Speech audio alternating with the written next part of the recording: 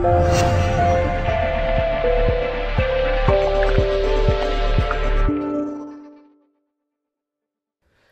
Jim, obviously a home defeat, but you must be encouraged by that second half performance today. Well, I mean, what we've been chewing over really is the first half performance, and I think when you look at the team we put out, it's on paper our best team. You know, the players that we gave the first shirt to, if you like. But I was quite disappointed in the first half about aspects of our game. I think we've sort of, maybe the honeymoon's over, and I think we've seen with our players that they've kind of stepped up, they've played with adrenaline, they've played with good energy, they've played with some real purpose, and we've got a good run of results. And they're going flat now, so the real challenge to them is have they been playing with adrenaline? Now can they manage when they're a little bit tired, the game's not going quite well for them? And this is where there's a real challenge to them. And I don't think it's all physical, I think it's an understanding, it's a mental, it's staying in the game, drifting with the game. And I think I've mentioned these in my programme notes, and this is where I think I'm going to find out a lot about my players. And I remember this when I first came into the club in 2005. I knew that we had a group of players that maybe for 10 games we'll get something out of them, but then if you're really going to kick on, you might have to, some will grow, some won't, some will revert back to what they are. And the real challenge was, that's why I refer to it as phase 2, is to bring in the players now to replace the ones that can't sustain the energy, the quality and the purposefulness. And I think that's what we've been discussing in the changing room and in the staff room.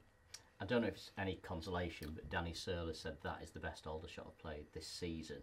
And if you're going to lose, you lose to 2 real quality goals. Is that how you see it or not? I thought we haven't watched them over the last 10 games. I spent a lot of hours just sort of watching the opposition. There's only so much you can give to our players. It's very difficult to plan out their team because they've had so many changes. We've obviously shuffled the pack. Maybe he's realised that he needs to freshen up, even if it is just to find players that kind of play with more energy, some with a bit of dash, a bit of a bit of a hunger about them. Going back to the team that 2006, we kind of went out and got loans from different places, Connor, Taylor, Griffin and people like that, and then they kind of give you a little bit of a lift because they want to play football and they want to show what they're all about, and they had players who did that today. 2 good goals, but I thought that the more impressive on their behalf was the fact that they de-energised us with the way they played. They were willing to absorb us and break on us. They were willing to take the pressure off the ball. And I think that they probably played at their best. And we haven't this week or last week. Also, when you look at the second half, however, you must be encouraged by, the tactical changes you made. You went narrow and you got some width from your fullbacks, though, and the substitutions obviously paid off for you today. Well, it's easy when somebody comes off the bench. Niall's done that in the past. But I think we had, I don't really always tell this story, but we had a stage in 2007-8 season where we had 11 games where we only had 1 point. 11 games where we were losing at half-time and we only got 1 point in those games. So we devised a strategy for the following season. And I remember we used that strategy here when we were 1-0 down to Oldham. And Michael Rose wasn't very happy because I decided that what I'll do is I'll take one of the full-backs off, drop the player back and put another attacker on. And it paid off in the Oldham game. We went up to win 3-1 in that particular season, in the first half of the season before the financial issues hit. We had 11, we were losing at half-time 11 games, we picked up 11 points. So, and that goes back to just basically getting people to play on the front foot. And I thought, unfortunately for us today, I didn't think we showed any quality of football from the 2 full-backs, either from back or supporting or overlapping. And so I thought, as the game went on, I was determined to get Ben and Adam at wing-back and trying to, get us a little bit more presence up front, a little bit more catch-up plays, and be a little bit braver in our shape. We were brave for a long period, but you still see the little bit of weaknesses in terms of following the game and drifting. But I think it's difficult at the moment because I'm playing people and I'm judging them on what they've done for the last 10 games, but I think there's a few not at the A game at the moment, and they've got a lot of work to do, because there's a saying in football that form is temporary and class is permanent, and I think that some of our players have a run of form, but really they've got the qualities now to play at this level on a regular basis, at the kind of level that they, that we want them to play.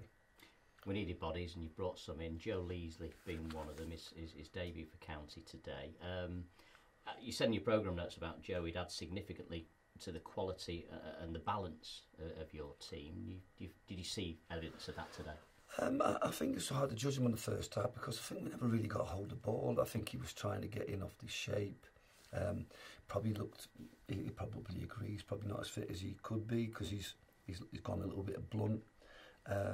But I wanted to give him a good chunk of minutes. I thought second half he certainly come alive and showed, and like I said, I think he was beginning to show his quality from set plays. And I lament the fact that because people blame me, for maybe turning points again. But how can you have players offside consistently from free kicks and bits like that are kind of, but a lot of work to do on the training ground. But I think if we can get Joe up to speed and bring all his qualities out, I think there's a player there that I think will improve with games. I think there's a few other players that have dropped a notch, and my concern is that they're dropping notches every week. We had this with Frank, for example. I thought he was an 8 or a 7, and then he kind of slowly slid down the scale as each game. But we've kind of found the underlying reason for that in terms of his calf injuries and his calf problems, and he'll come back. But some of the other lads are perfectly fit, fresh, and they're sliding down the scale. So that's going to tell me something about now that they've to dig deep to show that they've got the quality to sustain what we're doing at this level. Joe Piggott coming off the bench, obviously his goal gave everybody a lift, and it was a terrific atmosphere at the end. It was a grandstand finish from that, so I thought you were lucky not to get a point today, and I've just enjoyed his performance, albeit a cameo, and I thought the goal really capped it for him today. Yeah, a great finish. Unfortunately, I don't see this. One of the things I hate about this level, fourth officials stood in the way all the time. Look, I know it's a minor thing, but you kind of find it quite irritating that how many times you have to ask them to sit. They tell us to sit down, but then they stand in the way for the whole game, especially when we're going that way. But great finish for the lad. I thought he came on and. Did you see the goal? Yeah, well, I've seen the start and the net, and I didn't see the bit in between. But no, I'm really pleased for him. He probably was a bit disappointed he wasn't starting. I think you could see why we started Belly. I think he's getting fit and stronger. Powerful play from him at times. Yeah. But we just didn't get anybody anywhere near him. Elliot and Adam and Joe couldn't get quite in contact with him. I asked him to play off the shape and get the fullbacks on the overlap, but we never really got a hold of the ball and played with any purpose. And I think when he came on, I knew that we could get a little bit of presence up there, a bit more purpose, and then tried to play more aggressive in our shape, and I think it worked to a point, but then again you can't keep kicking the ball out, play, giving the ball away, making fouls and being offside for goal kicks and free kicks and over kicking things, and expect to sustain pressure on the team. So that's what I meant. It's not like we really stretched them to the limit. I think we did for a while, and then we fell away a little bit, and that's where I think we've got a lot of work to do on the training ground, because there's small margins at this level. You look at even Aldershot's result, they've not lost by more than a goal. In many cases they've dropped points because they've not taken a penalty, so there's no poor team at this level. Every team's trying to get results and find a way. They've beaten Woking, and they've come to Edgy Park and done a job on us, and credit to them. And I'll give credit to Chorley and to Boreham Wood in terms of how they played, because they've come and played at their best and given everything they've got, and at times looked like they had an extra man because of the willingness to work for each other and get behind the ball and make all the right decisions. And whereas I think at the moment we've got a couple of people that are sort of waning a little bit, and that's where I think we really have to work hard now to perhaps bring in people that can challenge these guys and say, look, we need more. And if you don't deliver, then we might need to replace you. What you didn't need is an injury to your captain. How is Paul Turner? I don't know if we fully assessed it. I think it was one of them where I was a bit. I was considering taking them off anyway. He's on a yellow. Yeah, it was a poor challenge. You know, a poor challenge from Ben. You know, but you can't legislate that. I mean, we've only had 3 yellow cards in 10 games. We're streets ahead of everybody in terms of the fair play. And it's not that I don't want my lads to be aggressive and, you know, purposeful, but they were poor challenges and deserved yellows. And then you put yourself on the back foot in terms of, you know, but you know, like I said, we'll see how Paul is in terms of the injury. And I think, you know, we need the leaders on the pitch. We need the players that have shown glimpses of the quality of this level to recapture that. You know, I've always said, you know, I create the environment that the only way you're going to become a better player is really your own thinking, your own work, your own analysis of yourself, your own figuring out who you are and what you want to be and how you're going to go about getting there. We create the environment, and it's up to them now. And if they're waning, you can't be looking at us to give them a shot of confidence or figure it out for them. They've got to figure it out for themselves, and that's the difference, I think, between the league, the non-league, the consistency and the inconsistency. And I think that's where I think real quality professionals have consistency, and that's what we've got to strive for in terms of the type of players we recruit. Well, thanks for your time. Just a final one, quick one about Boreham Wood. I know your preparation will be immaculate as it always is. A long journey overnight. Yeah, no. The club's done everything. We've tried to do everything. It's already been booked. Obviously, a good pitch. I've been there before with Northwich. I know it's a challenging place to get a result. I don't know how they got on today, but they've had a couple of good results.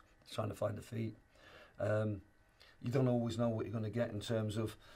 This was a team that was in the playoff, and God, you know, they were in their own hands to get into the Football League, and then struggled the following season. So, but they're a team. They're trying to go about their business and trying to get the best out of themselves. So, another tough game for us. And then you've got Solihull Moors on a Tuesday. All the prep is in place for that in terms of looking after the lads and making sure that they, you know, they're rested, fed well, and that. But a lot of work to do in training this week, and a lot of correction by me and simplification and getting back to basics and finding a way of getting more out of the players. But there's got to be a lot of self-correction, a lot of analysis of themselves. They've got to watch the videos and, you know themselves, know what they're about, what's their strengths, what's their weaknesses, and bring the first to the fore and make sure that nobody exploits the second. Thank you, Jim. Appreciate your time today. Thank you.